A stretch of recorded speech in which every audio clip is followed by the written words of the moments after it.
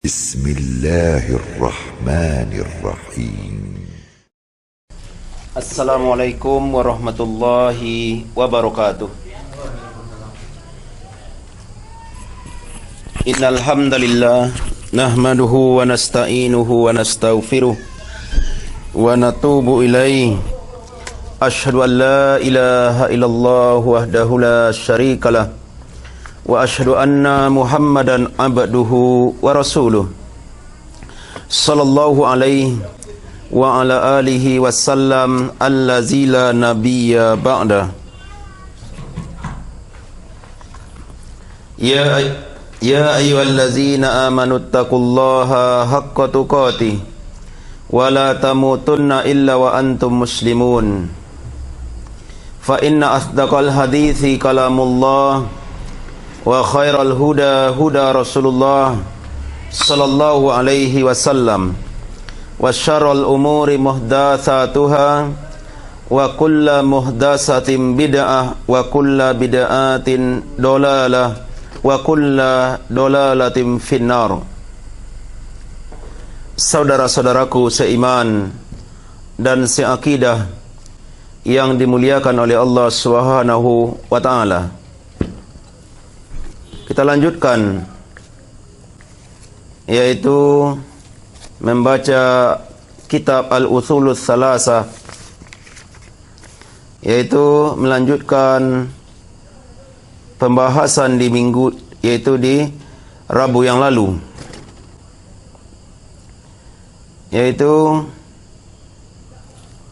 dalil, yaitu tentang 4 perkara yang disebutkan oleh Asy-Syaikh Muhammad bin Abdul Wahhab At-Tamimi, yaitu tentang mengilmui, mengenal Allah, mengenal Nabi dan mengenal Islam, kemudian mengamalkannya, kemudian mendakwakannya, dan juga bersabar, yaitu dalam menghadapi gangguan di dalamnya. Dalilnya adalah surah Al-Asr. Itu dalam surah Al-Asr Allah berfirman, yaitu wal asr innal insana lafi husr illa allazina amanu wa amilus solihati wa tawassaw bil haqq wa tawassaw bis sabr. Di dalam ayat ini Allah Subhanahu wa taala telah menyebutkan, yaitu tentang keseluruhan, yaitu tentang ajaran Islam. Yaitu di dalam ayat ini Allah bersumpah, yaitu demi masa, wal asr innal insana lafi husr, sesungguhnya manusia ini benar-benar berada dalam kerugian, kecuali illal ladzina amanu, kecuali orang-orang yang beriman. Inilah keseluruhan dari agama kita, yaitu yang pertama adalah tentang iman, yaitu orang-orang yang tidak akan merugi baik di dunia dan di akhirat kelak adalah orang-orang yang beriman. Yaitu iman itu kalau sebutkan dalam sebuah dalil Al-Quran ataupun dari As-Sunnah, kalau disebutkan iman saja di dalam Al-Quran atau di dalam hadis Nabi SAW, maka di dalam iman telah terkandung Islam. Dan begitu juga ketika disebutkan oleh Allah atau oleh Nabi tentang Islam saja, maka di dalamnya telah terkandung iman. Telah terkandung iman. Itu sebagaimana kata Nabi SAW dalam hadis yang diriwayatkan oleh Imam Ahmad dari sahabat Sa'ad bin Abi Waqqas radhiyallahu taala anhu. Apa kata Nabi sallallahu alaihi wasallam? Innal imana, yaitu bada al-ghariban wa sayaudu kama bada'a ghariban fatuba yauma idzin lil ghuraba. Yaitu innal imana bada al-ghariban, sesungguhnya yaitu iman datang dalam keadaan asing. Artinya dahulu orang-orang beriman dianggap asing oleh orang-orang jahiliyah, oleh orang-orang kafir Quraisy. Wa sayaudu kama bada'a ghariban, dan akan kembali nanti, kata Nabi, iman itu dalam keadaan asing. Fatuba yauma idzin lil ghuraba, maka beruntunglah orang-orang yang dianggap asing pada waktu itu. Jadi di situ disebutkan oleh Nabi tentang iman. Berarti telah di dalamnya telah terkandung Islam. Dan juga dalam hadis yang diriwayatkan oleh Imam Tirmizi, yaitu dari sahabat Ibnu Mas'ud radhiyallahu taala anhu, Nabi bersabda tentang Islam, innal islama bada'a ghariban wa sayaudu kama bada'a ghariban fatuba lil ghuraba. Yaitu awal Islam dahulunya dianggap asing, dan nanti akan kembali Islam itu dianggap asing sebagaimana awalnya. Fatuba lil ghuraba, beruntunglah mereka-mereka yang dianggap asing tersebut. Ini kata Nabi sallallahu alaihi wasallam. Kemudian Nabi SAW pun pernah bersabda dalam sebuah hadis. Apa kata Nabi SAW?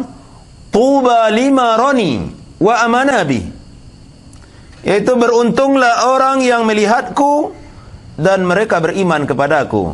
Beruntung dia, yaitu para sahabat Nabi SAW. Kemudian kata Nabi, summa tuba, summa tuba, summa tuba.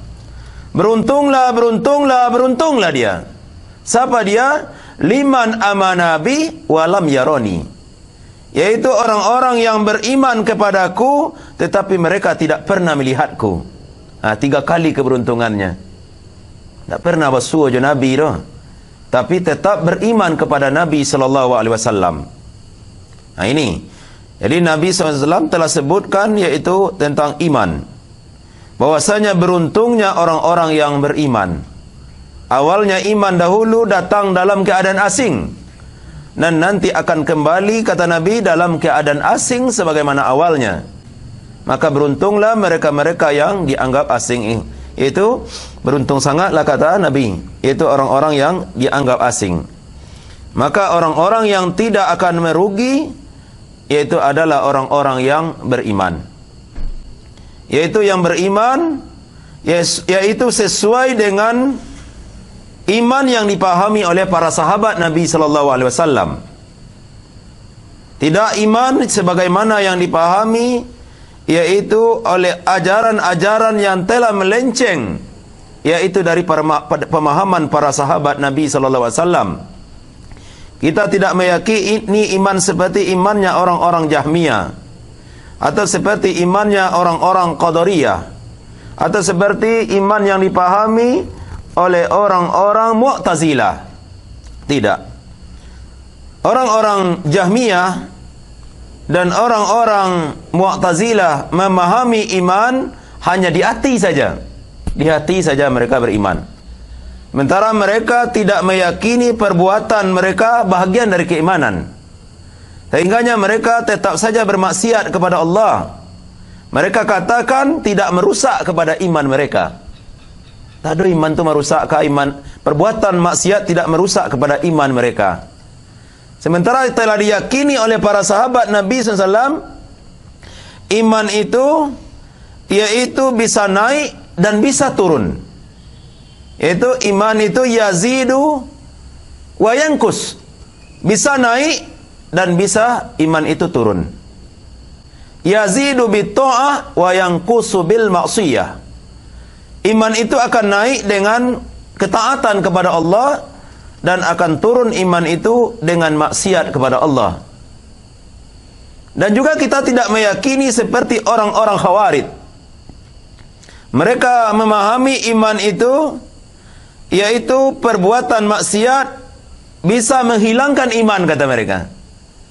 Itu Ahlussunnah tidak meyakini seperti itu. Sehingganya orang-orang Khawarij menganggap pelaku-pelaku maksiat itu kafir. Kafir, kata mereka.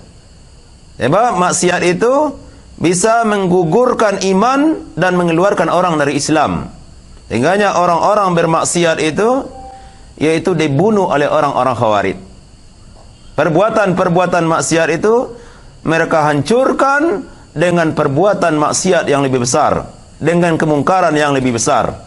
Sementara Ahlussunnah meyakini tentang iman, iman itu naik dengan ketaatan dan turun dengan maksiat. Tetapi tidaklah perbuatan maksiat itu menyebabkan pelakunya keluar dari Islam. Tidak. Nah ini. Jadi kita wajib memahami iman sebagaimana yang dipahami oleh para sahabat Nabi SAW. Iman itu bisa naik dan bisa turun. Dan iman itu akan turun dengan maksiat dan akan naik dengan ketaatan kepada Allah SWT. Maka wajib kita beriman dan mengilmui tentang keimanan tersebut supaya kita tidak melenceng dari pemahaman yang dipahami oleh sahabat Nabi SAW. Saudara-saudaraku seiman dan seakidah yang dimuliakan oleh Allah SWT, inilah orang-orang yang tidak akan merugi, yaitu orang-orang yang beriman, yang iman mereka sesuai dengan ilmu yang dipahami oleh para sahabat Nabi SAW. Kemudian orang-orang yang tidak akan merugi, wa amilus solihat, yaitu orang-orang yang mengerjakan amal-amal soleh. Amal-amal soleh. Amal-amal soleh itu, yaitu kata para ulama, yaitu wajib memenuhi dua syarat. Wajib memenuhi dua syarat. Syarat yang pertama dalam amal soleh yaitu ikhlas. Ikhlas. Wa ma umiru illa liya'budullaha mukhlishina lahuddin, kata Allah. Tidaklah mereka diperintahkan melainkan untuk mengikhlaskan agama kepada Allah semata. Ini surat Al-Bayyinah. Nah, ini dalilnya bahwasanya amal soleh tidak akan diterima oleh Allah kalau tidak ikhlas. Sehingganya disebutkan dalam sebuah hadis, yaitu dari Nabi SAW, ada 3 golongan, kata Nabi SAW, yang dibangkitkan yaitu di hari kiamat. Lalu ditanya oleh Allah SWT, yang pertama adalah yaitu orang alim, yaitu karena apa engkau menuntut ilmu? Lalu dia menjawab, karena engkau ya Allah, saya menuntut ilmu. Dan kemudian orang yang membaca Al-Quran, karena apa engkau membaca Al-Quran? Untuk mencari redamu ya Allah. Lalu kata Allah SWT, kazabta, bohong engkau, yaitu engkau menuntut ilmu yaitu karena ingin dianggap oleh orang sebagai seorang alim, dan engkau membaca Al-Quran karena supaya dikatakan oleh orang yaitu sebagai qari, yaitu ahli baca Quran. Akhirnya orang ini, kata Nabi SAW, yaitu diseret ke neraka. Kemudian ada orang yang kedua, yaitu orang yang banyak bersedekah. Ditanya oleh Allah, karena apa engkau bersedekah? Lalu dia katakan, saya bersedekah karena engkau ya Allah. Tidak ada satu jalan pun yang engkau redai kecuali aku bersedekah padanya. Tidak ada satu pun tempat yang engkau redai yang membutuhkan bantuan, maka saya bantu. Apa kata Allah? Kazabta, bohong engkau. Engkau bersedekah ingin dikatakan oleh orang sebagai seorang yang dermawan. Akhirnya orang ini pun diseret ke neraka. Jadi banyak kita beramal, kalau tidak ikhlas, maka amal kita tidak akan diterima oleh Allah SWT. Dan yang kedua, syarat dari amal soleh, baru dikatakan itu amal soleh, yaitu mutaba'ah, Yaitu kalau sesuai dengan petunjuk Nabi SAW. Itu apa dalilnya? Yaitu disebutkan oleh Allah dalam surah Ali Imran ayat ke-31. Allah SWT berfirman, "Qul, katakanlah ya Muhammad, in kuntum tuhibbunallah fattabi'uni." Jika kalian mencintai Allah, maka ikutilah aku. Siapa aku di situ? Yaitu Rasulullah sallallahu alaihi wasallam. Kalau kalian ikuti Rasulullah, yuhibbukumullah, Allah cintai kalian. Wa yaghfir lakum dzunubakum, dan Allah ampuni dosa-dosa kalian. Nah, ini mutaba'ah. Yaitu amal tidak akan diterima walaupun ikhlas kalau tidak sesuai dengan sunnah Nabi sallallahu alaihi wasallam. Banyak orang ikhlas, tetapi amalnya tidak sesuai dengan sunnah, makanya amalnya tidak dikatakan amal soleh. Sebaliknya ada juga orang yang amalnya sesuai sunnah tetapi tidak ikhlas, maka pun tidak diterima oleh Allah SWT.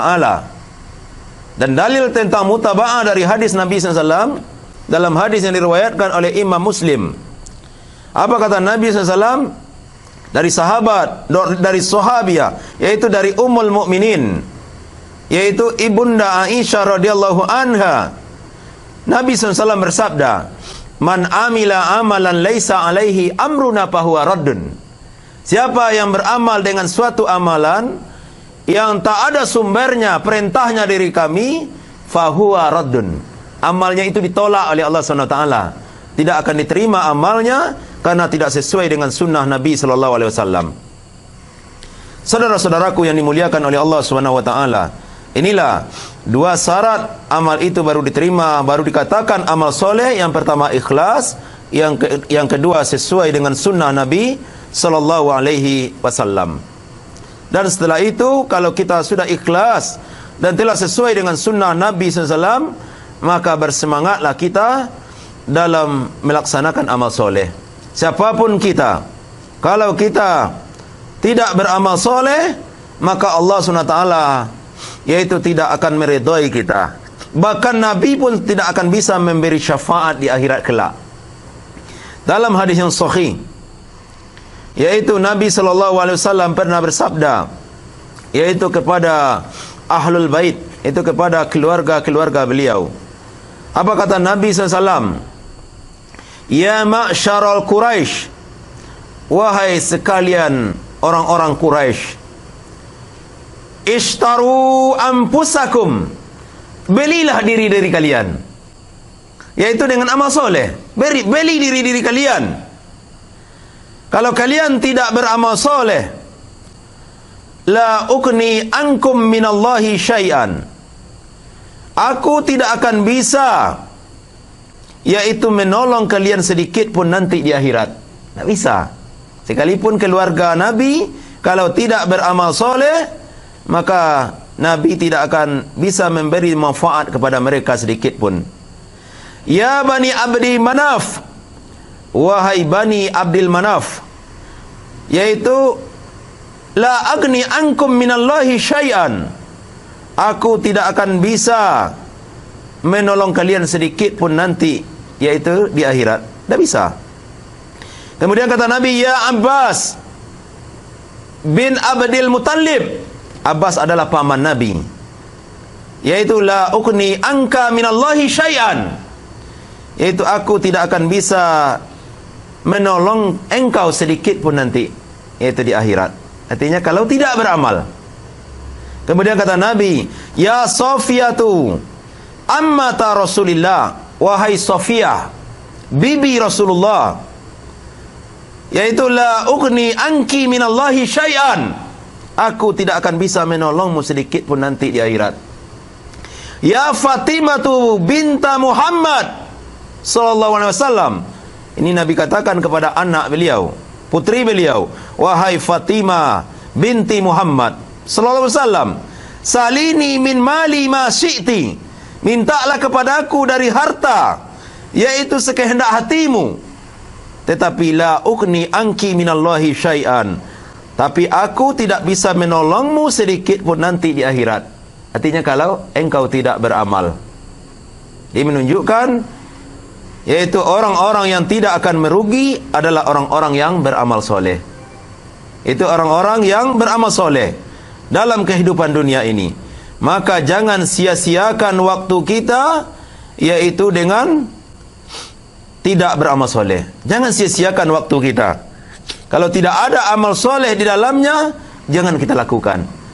Isilah waktu-waktu kita dengan amal soleh, supaya kita tidak termasuk orang-orang yang merugi.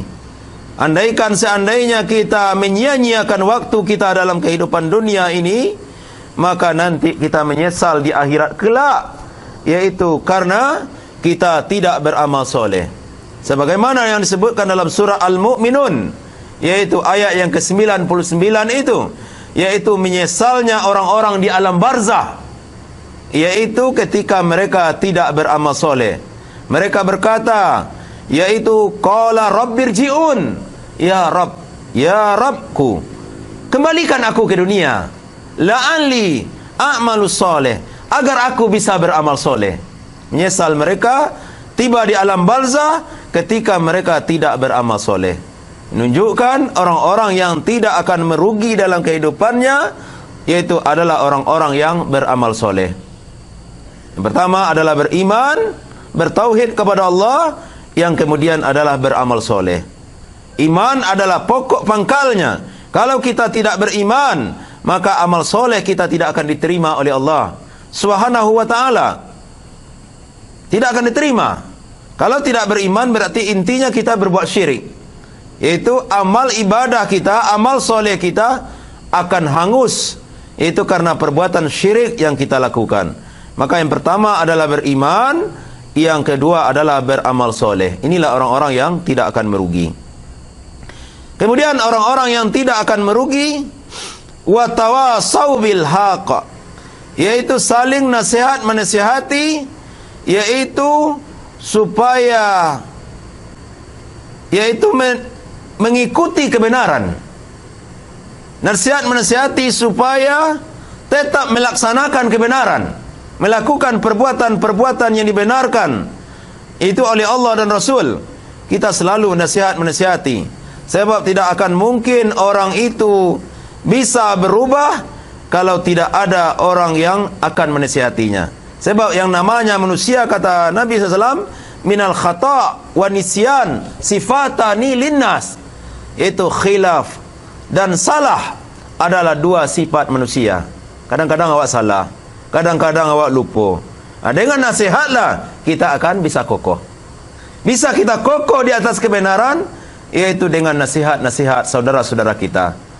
Maka kita wajib saling nasihat menasihati untuk menetapi kebenaran, untuk mengikuti kebenaran. Itu kebenaran, yaitu dari Al-Quran dan Sunnah. Kadang-kadang kita kena subhat. Ketika itu ada saudara kita yang menasihati kita, lalu kita segera kembali. Kita tidak berlarut-larut dalam subhat. Subhat itu lebih berbahaya, yaitu daripada maksiat. Orang-orang maksiat, dia meyakini perbuatannya salah. Karena orang maksiat, yakin dia itu perbuatannya salah. Seperti orang berjudi, yakinkah kamu perbuatanmu salah? Saya yakin. Orang-orang minum khamar, mereka pun sadar itu perbuatan mereka salah. Tapi orang-orang kena subhat, ini tidak pernah dia menganggap perbuatannya salah. Seperti halnya orang-orang Khawarij. Mereka meyakini perbuatan mereka benar. Membam, kata mereka, itu benar. Kata mereka, mereka menghancurkan tempat-tempat maksiat. Padahal tanpa mereka sadari, mereka telah membuat kemungkaran yang lebih besar. Dihancurkan tempat maksiat dengan membam. Ini berarti mereka telah membuat kemungkaran yang lebih besar. Mereka katakan itu jihad. Sedangkan jihad yang diajarkan oleh Nabi SAW, itu tidak boleh merusak bangunan, tidak boleh merusak tanam-tanaman, tidak boleh membunuh anak-anak kecil, tidak boleh membunuh para wanita, tidak boleh membunuh orang tua-tua. Inilah jihad yang diajarkan oleh Nabi SAW. Beda dengan orang-orang Khawarij. Mereka hancurkan tempat maksiat, yaitu siapa saja yang ada di tempat itu mati semua. Anak kecil mati, orang tua mati, wanita-wanita mati semua. Mereka main hukum itu sendiri. Itu main hakim sendiri dengan tangan-tangan mereka. Mereka yakini itu adalah perbuatan jihad, perbuatan yang dibenarkan oleh Allah Subhanahu wa ta'ala. Ini kena subhat mereka itu. Kena subhat otak mereka itu, kena subhat. Sehingganya itu Ibnul Muljam, itu Abdurrahman Ibnul Muljam, yaitu ketika membunuh Ali bin Abi Talib radhiyallahu taala anhu, yaitu anak dari Ali bin Abi Talib radhiyallahu anhu, yaitu menangis, ayahnya yaitu gugur. Apa kata Abdurrahman Ibnul Muljam? Jangan menangis nak, saya telah membunuh musuh Allah, katanya. Ini otaknya kena subhat. Mereka katakan dia telah membunuh musuh Allah, padahal yang dibunuhnya adalah sahabat Nabi SAW yang sangat mulia, itu Ali bin Abi Talib, yaitu menantu Nabi SAW, bahkan adik sepupu dari Nabi SAW, bahkan sahabat yang telah dijamin masuk surga, yang dibunuhnya. Ketika dia dihukum, yaitu jangan langsung bunuh saya, katanya. Bunuhlah, yaitu dengan pelan-pelan, potong tangan saya, potong kaki saya, yaitu dengan sepotong-sepotong. Waktu dihukum, dia tetap membaca Al-Quranul Karim. Abdurrahman Ibn Muljam, setiap dipotong tangannya, dia tetap membaca Al-Quranul Karim. Dipotong kakinya, dia tetap membaca Al-Quranul Karim. Dia merasa benar dengan perbuatannya. Inilah orang-orang Khawarij. Otaknya kena subhat. Maka orang-orang yang kena subhat itu wajib kita menasihatinya. Wajib kita menasihatinya. Untuk bisa kita menasihatinya, tentu kita berilmu. Makanya yang pertama wajib kita ketahui adalah ilmu. Ilmu, yaitu ilmu mengenal Allah, ilmu mengenal Nabi, ilmu mengenal Islam dengan dalil-dalilnya, kemudian mengamalkannya, kemudian mendakwakannya. Dan dalilnya inilah ayatnya, yaitu sesungguhnya manusia itu berada dalam kerugian kecuali orang-orang yang beriman. Orang yang beriman adalah orang-orang yang berilmu. Kemudian wa amilus solihat, kemudian orang-orang yang saling nasihat menasihati, yaitu di atas kebenaran. Nah, ini. Dan setiap orang-orang yang menasihati kebenaran itu sudah pasti akan menghadapi yaitu gangguan, tantangan, ujian. Yaitu kemudian kata Allah, wa tawasau bis sabr, saling nasihat menasihati, yaitu supaya menetapi kesabaran. Tak wajib sabar.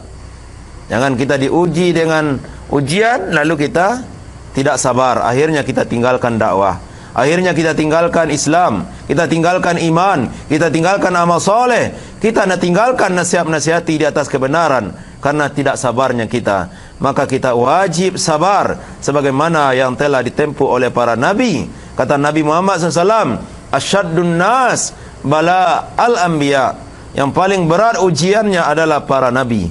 Seluruh nabi diuji oleh Allah. Kemudian summa solihun, kemudian orang-orang soleh diuji oleh Allah. Kemudian summa amthal fa amthal, kemudian orang yang semisal itu keimanannya akan diuji, yaitu sesuai dengan kadar imannya. Maka kita wajib bersabar. Wajib kita bersabar. Ketika kita tidak bersabar, maka kita tidak akan bisa kokoh di atas agama ini. Tidak akan bisa kokoh di atas Al-Quran dan Sunnah dengan pemahaman salafus soleh. Bapak-bapak, saudara-saudaraku yang dimuliakan oleh Allah SWT. Kemudian dilanjutkan oleh Muhammad bin Abdul Wahhab At-Tamimi rahimahullahu ta'ala, yaitu beliau bawakan perkataan Imam Syafi'i. Qala Syafi'iyu, yaitu berkata Imam Syafi'i rahimahullahu ta'ala. Imam Syafi'i adalah Muhammad bin Idris, yaitu As-Syafi'i. Apa kata Imam Syafi'i? Yaitu lauma anzalallahu hujjatan ala khalqi illa hadhihi surata lakafathum. Seandainya Allah tidaklah menurunkan hujjah kepada makhluknya, yaitu illa hadhihi surah, kecuali surat ini saja, lakafathum, niscaya telah mencukupi mereka. Dijelaskan oleh Syekh Muhammad bin Shalih Al-Utsaimin, Yaitu dalam Syarah Al-Ushul Tsalatsa, maksud Imam Syafi'i yaitu untuk memotivasi diri. Bukan berarti telah cukup dalil ini untuk seluruh syariat, tidak. Tidak cukup dalil ini untuk seluruh syariat, tidak. Tetapi untuk memotivasi diri kita untuk beriman, memotivasi diri kita untuk beramal soleh, memotivasi diri kita untuk saling menasihati di atas kebenaran, memotivasi diri kita untuk sabar, maka ayat ini telah cukup, kata Imam Syafi'i.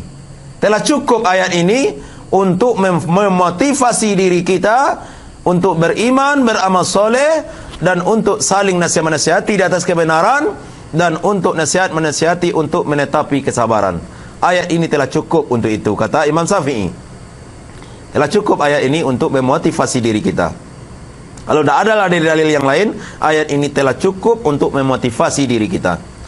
Kemudian, wa qala al-Bukhari rahimahullahu taala, berkata Imam Bukhari, yaitu di dalam kitab sahihnya, yaitu babul ilmi qabla qawli wal amal, bab berilmu sebelum berucap dan berbuat. Wajib kita berilmu dahulu sebelum kita berucap dan sebelum kita berbuat. Wajib kita berilmu.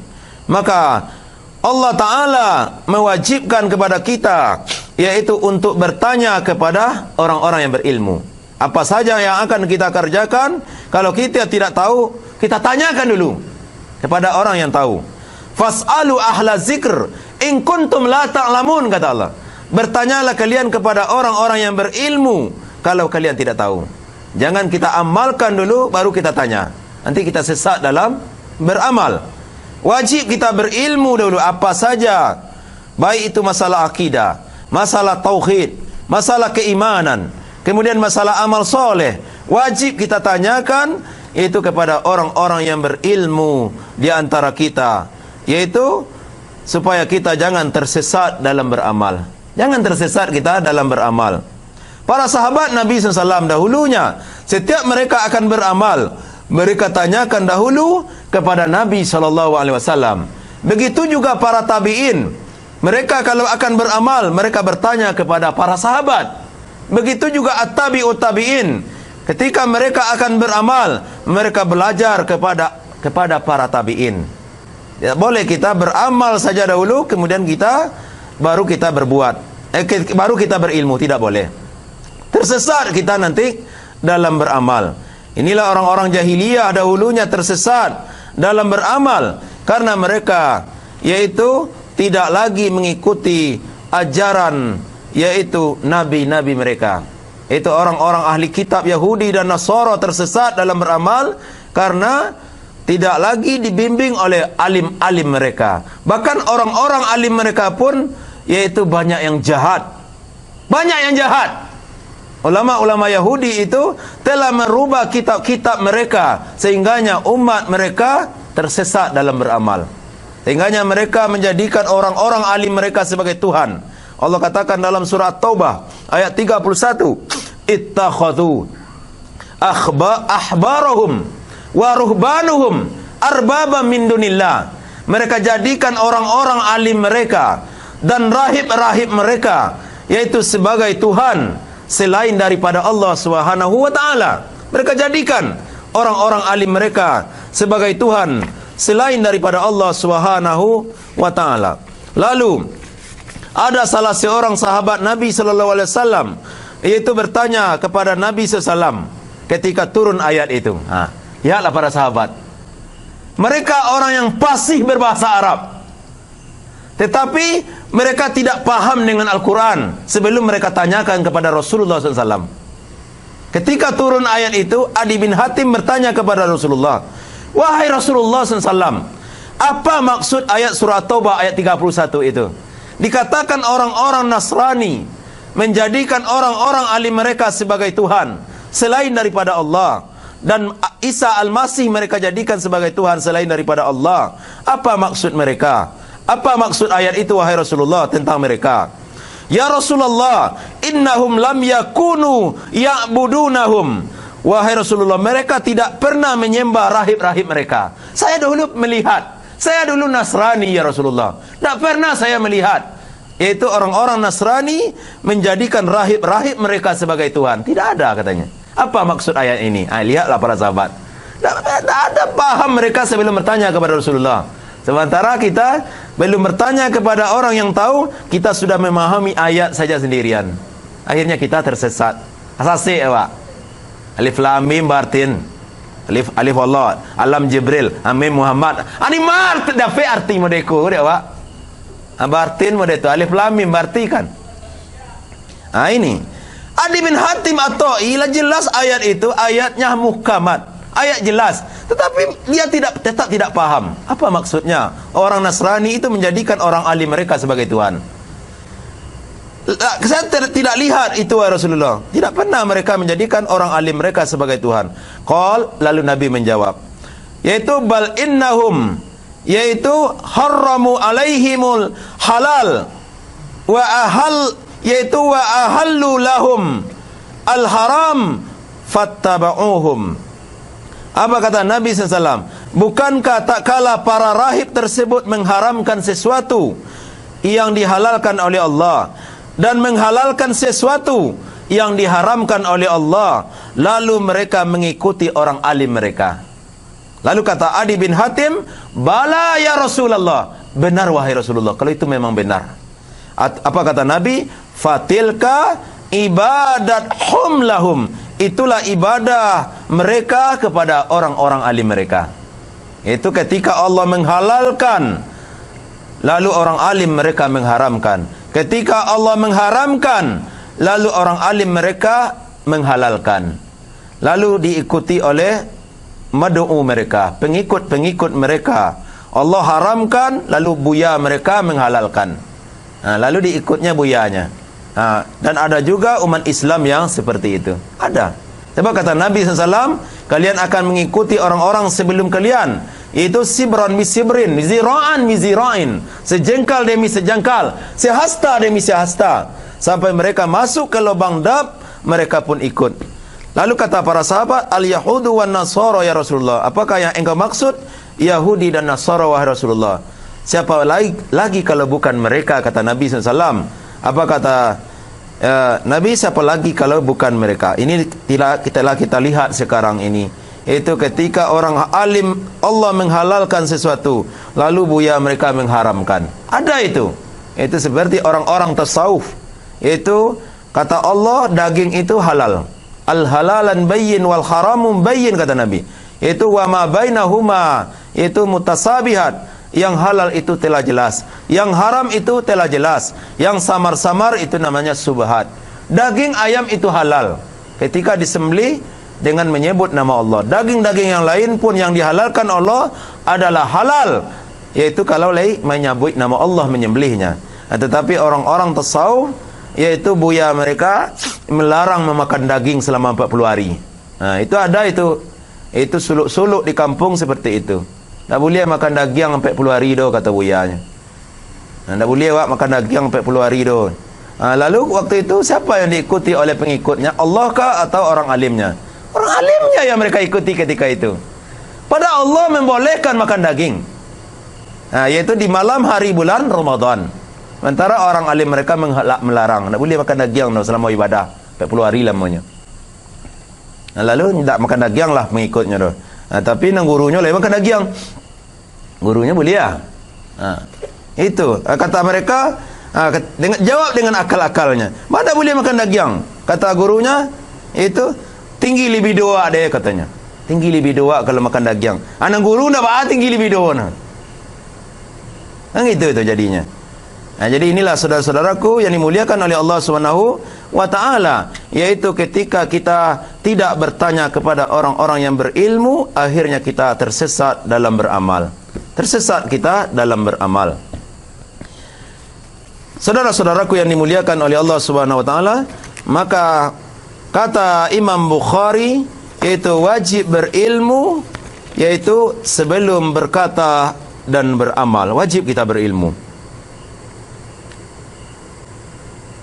Wa dalilu qaulu ta'ala, dalilnya adalah firman Allah Subhanahu wa ta'ala.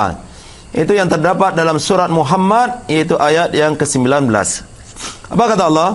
Fa'lam annahu la ilaha illallah wastaghfir li zambi. Maka ketahuilah bahwasanya tidak ada ilah yang berhak diibadahi selain daripada Allah, dan meminta ampunlah atas dosa-dosa engkau. Lalu katakan oleh Muhammad bin Abdul Wahhab, iaitu fabada'a bi ilmi qabla qawli wal amal, iaitu Allah memulai, iaitu mengatakan dalam ayat ini berilmu sebelum berkata dan beramal. Lihatlah perkataan Allah, firman Allah, iaitu dikatakan oleh Allah fa'lam, maka ilmuilah, maka ilmuilah. Wajib kita berilmu, yaitu fa'lam, maka ilmuilah annahu la ilaha illallah, bahwasanya tiada Tuhan yang berhak disembah selain daripada Allah. Maka ilmuilah, yaitu la ilaha illallah. Jadi di sini Allah memulai ilmu dahulu sebelum berkata. Itu sebelum membaca la ilaha illallah, kita wajib mengilmui dulu. Wajib kita mengilmui dulu. Sebab ketika tidak kita ilmui la ilaha illallah, betapa banyak orang yang membaca la ilaha illallah tapi tetap juga berbuat syirik kepada Allah. La ilaha illallah baca juga la ilaha illallah, la ilaha illallah, la ilaha illallah. Sudah baca la ilaha illallah, tu jimat barosok-rosok je. Jimat je kau hilang mah, apa jimat je kau. Sudah baca la ilaha illallah, jimat je nak kena baru. Bukankah jimat itu perbuatan syirik kepada Allah SWT? Innar ruqa wa tiwala wa tama'in syirkun, kata Nabi. Sesungguhnya ruqa, mantra-mantra syaitan, kemudian jimat-jimat, juga tamaim, juga jimat-jimat, itu syirkun, kata Nabi. Itu syirik. La ilaha illallah baca juga, tapi jimat pakai juga. La ilaha illallah baca juga, tapi hilang barang-barang awak, datang juga ke tukang sihir, ke tukang tenung. Itu hilang barang awak pak, hilang ameh awak, isteri ameh isteri awak hilang. Baca liang ke dukun, ke tukang ramal. Padahal mendatangi tukang ramal, kata Nabi, itu perbuatan syirik. Apa kata Nabi? Man atakahinan, siapa yang mendatangi kahin, fasaddaqa bima yaqul, lalu dia benarkan perkataan dukun tadi, yaitu kata Nabi dalam satu riwayat, la tuqbal salatahu fi arba'ina lailah, tidak diterima solatnya selama 40 malam. Di hadis yang lain berbunyi, yaitu faqad kafara bima unzila ala Muhammad, maka sungguh dia telah kafir dengan Islam, dengan ajaran Islam yang diturunkan kepada Nabi Muhammad. Mendatangi dukun dia, yaitu orang-orang yang mengetahui, yang pura-pura mengetahui perkara-perkara yang gaib. Tak ada mungkin seorang pun mengetahui perkara yang gaib. Yang mengetahui perkara gaib adalah Allah SWT. Dia pura-pura mengetahui. Kalau begitu, tidak perlu lagi yaitu KPK. Untuk apa KPK lah kan? Pemberantas korupsi. Calian saja di dukun tu. Siapa wajah-wajah siko nama maliang pak. Aku maliang kau. Cik dukun aku maliang juga. Aku korupsi juga. Tu alih. Panggil saja dukun-dukun untuk mencari siapa yang korupsi. Ini bohongnya para dukun-dukun tadi. Maka wajib kita berilmu dahulu sebelum membaca la ilaha illallah. Kita baca la ilaha illallah tapi tetap juga berbuat syirik kepada Allah. Sementara orang-orang jahiliyah dahulu tidak mau mengucapkan la ilaha illallah karena mereka tidak mau meninggalkan perbuatan syirik. Mereka tak mau meninggalkan perbuatan syirik. Oleh sebab itu mereka tidak mau mengucapkan la ilaha illallah. Enggaknya Abu Talib yaitu paman Nabi, yaitu Abu Talib, yaitu sampai akhir hayatnya dia kafir. Abu Talib dikatakan oleh Nabi, yaitu wahai paman baca la ilaha illallah, tetapi Abu Talib tidak mau karena dia paham makna dari la ilaha illallah itu. Begitu juga orang-orang kafir yang lainnya tak mau mengucapkan la ilaha illallah karena mereka tahu maknanya la ma'budu bihaqqin illallah, tidak ada yang disembah dengan benar kecuali Allah. Berarti kalau sudah dibaca la ilaha illallah ini, tinggalkan seluruh perbuatan-perbuatan syirik kepada Allah SWT. Maka wajib kita berilmu dahulu. Kemudian wastaghfiru li zambi, yaitu sebelum kita beramal. Itu minta ampun berarti kan beramal namanya itu.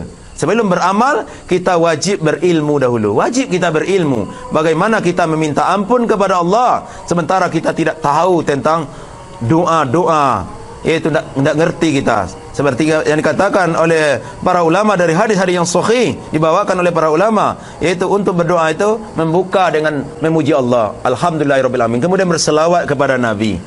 Nah, kemudian akhirnya ditutup dengan berselawat kepada Nabi, dan terakhir yaitu memuji Allah setelah berdoa. Ini pembuka doa, yaitu dengan memuji Allah dan berselawat kepada Nabi. Tak langsung aja kita berdoa.